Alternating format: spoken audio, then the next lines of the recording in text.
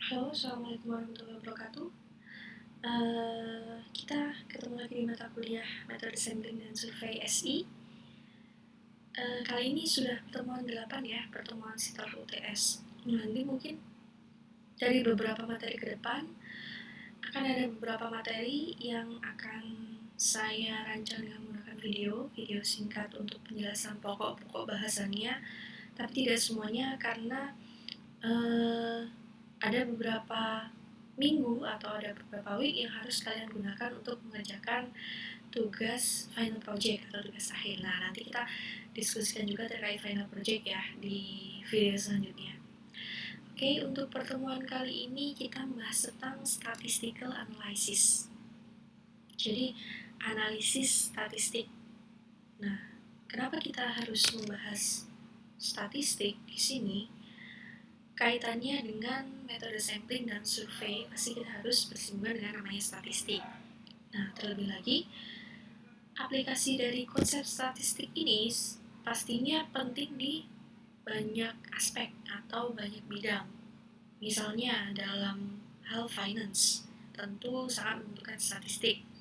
Kemudian marketing, kemudian juga keperluan personel, dan tak kalah penting juga di operating management. Misalnya untuk testing hipotesis, kemudian estimasi, analisis variance, kemudian type size analysis dan sebagainya. Jadi beberapa analisis yang akan kita laksanakan itu tentu memerlukan perhitungan statistik, angka-angka statistik, data statistik dan sebagainya.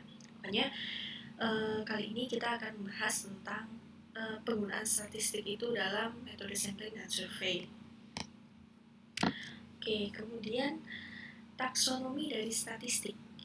Jadi metode statistik ini ada dua kategori atau dua klasifikasinya. Yang pertama adalah metode deskriptif dan yang kedua adalah metode inferensial. Nah, metode deskriptif ini sendiri dibagi lagi menjadi beberapa hal. Ada univariate, ada bivariate, ada multivariate. Kemudian metode inferensial ini dibagi menjadi dua grup. Ada ANOVA, ada t-test, ada depth group t-test dan sebagainya. Nah, itu kaitannya klasifikasi dengan inferensial method atau metode inferensial. Kemudian masing-masing tipe ini perbedaannya adalah langkah metodenya. Kalau deskriptif statistik ini lebih cenderung mendeskripsikan atau menginformasikan data-data yang sudah ada, misalnya mensummarize, kemudian mempresentasikan data, kemudian mengorganisasi data, itu merupakan deskriptif statistik. Sedangkan inferensial ini merupakan metode yang digunakan untuk menarik sebuah kesimpulan. Jadi misalnya dalam survei kita ada populasi, ada sampel. Nah, populasinya ini seperti apa, sampelnya bagaimana, langkah-langkahnya seperti apa, itu disebut dengan statistik inferensial. Seperti itu. Kemudian kita bahas juga namanya data dan variabel. Mungkin sudah pernah kita singgung sebelumnya ya, di pertemuan sebelumnya. Jadi ada data dan variabel yang akan digunakan dalam instrumen penelitian atau instrumen pengumpulan data. Sebenarnya instrumen dalam pengumpulan data atau cara-cara mengumpulkan data itu ada beberapa hal.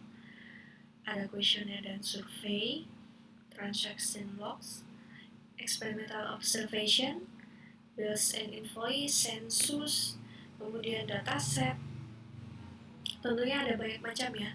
Dan di sini yang kita akan coba praktekkan dan kita bahas lebih lanjut adalah survei dan kuesioner, karena kaitannya dengan mata kuliah kita ya, survei, jadi kita lebih mendalami yang bagian survei dan kuesioner. Sedangkan sebenarnya pada prakteknya untuk mengkoleksi data atau mengumpulkan data kita bisa memakai log transaksi, kemudian observasi, hasil observasi ketika datanya ini adalah data laboratorium, misalnya data observasi, Kemudian bills, invoice. Tentu dari bills dan invoice itu juga kita bisa mendapatkan banyak data. Kemudian sensus, laporan, dataset, dan sebagainya. Oke. Nah, data statistik ini sendiri dibagi menjadi dua macam. Yang pertama adalah data primary, data primer. Yang kedua data sekunder, primary data dan secondary data. Masih ingat ya bedanya? Primary data itu adalah data yang kita peroleh langsung. Jadi kita mengkoleksi datanya secara langsung. Sedangkan secondary data atau data sekunder adalah data yang sudah tersedia, kita tinggal memanfaatkannya, mengolahnya sesuai dengan kebutuhan atau sesuai dengan kepentingan kita. Ya gitu. Jadi ada primary data, ada secondary data, tentunya dua-duanya sumbernya berbeda. Nah, kita mau pakai yang mana tergantung dengan kebutuhan kita. Oke. Kaitannya dengan data, di sini di pertemuan kali ini dibahas juga tentang tipe-tipe pengukuran atau type of measurement. Yang pertama ada nominal, yang kedua ordinal, interval, dan rasio. Nah, ini mungkin kalian pasti sudah memahaminya ya. Jadi nominal itu adalah pengukuran dengan angka nominal 1, 2, 3, dan sebagainya. Kemudian ada ordinal. Nah, ini nanti mungkin ordinal ini kita akan gunakan dalam survei, tergantung surveinya seperti apa ya, tapi nanti beberapa survei akan saya sarankan untuk menggunakan tipe data ordinal. Ordinal ini merupakan tipe data yang digambarkan dengan angka, tapi setiap angkanya itu memiliki arti yang berbeda-beda. Misalnya kalau nominal 1, 2, 3 itu sama saja 1, 2, 3, hanya berbeda penyampaiannya saja 1, 2, 3 kayak gitu ya. Tapi kalau dalam ordinal 1, 2, dan 3 ini punya bobot yang berbeda-beda. Misalnya 1 itu good, kemudian 2 itu fair, 3 itu poor. Nah, seperti itu. Jadi masing-masing angkanya itu punya value yang berbeda-beda. Oke, kemudian tipe selanjutnya ada namanya interval. Nah, ini gampang ya kalau interval ya, seperti kata-katanya. Jadi misalnya ada interval usia 20-30 tahun, 30-40 tahun, interval semester misalnya, semester 1-4, semester 5-8 kayak gitu. Jadi interval ada jarak-jarak interval yang digunakan untuk mengukur sebuah data. Kemudian rasio, yang terakhir ada rasio. Oke. Nah, di sini kita bahas juga terkait presentasi atau penyampaian atau penyajian data. Presentation data presentation ini ada beberapa caranya. Misalnya menyajikan data dengan pie chart, dengan histogram, dengan kurva. Nah, itu adalah contoh-contoh cara data presentation atau penyajian data. Oke, kemudian nanti di sini dibahas sedikit juga tentang regression dan correlation. Regresi, nah nanti kalian bisa baca lebih lanjut di modulnya secara lengkap ya.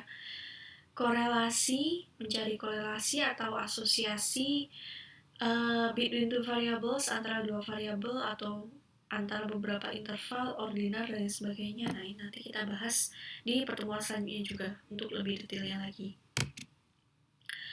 Oke, untuk pertemuan kali ini pokok bahasan yang utamanya adalah itu.